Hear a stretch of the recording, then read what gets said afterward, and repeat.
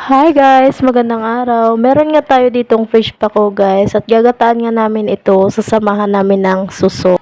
Pag nasa probinsya ka talaga guys, kung masipag ka talaga, di ka talaga mamumblema ng pangulam dahil ang mga gulay nga ito ay mahanap mo nga ito kung saan saan lang.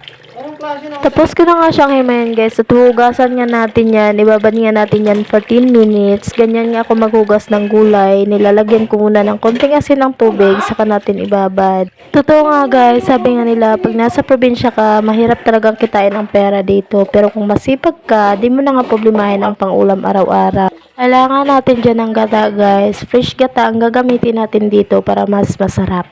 Tansyahan nyo lang paglalagay ng tubig na yan guys kasi hindi yan maglalapot kung mas madaming tubig. Sasalain nga natin yan and then didiretso na natin yan sa ating kalan. Habang pinapakulo nga itong ating gata, lilinisan nga natin dito ang ating suso.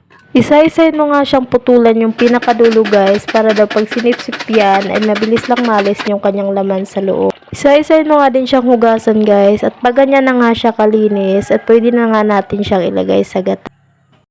Pag ganyan na nga ang texture ng gata, pwede na nga natin ilagay ang ating suso.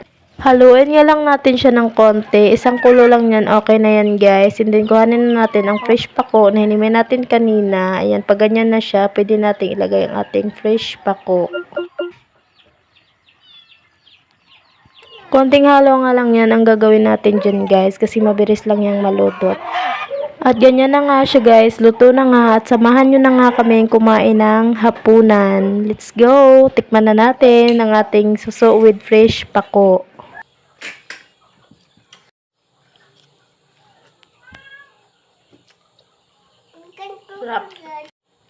Dito na lang guys, sana ay nabusog ko kayo. Salamat sa panonood. Bye!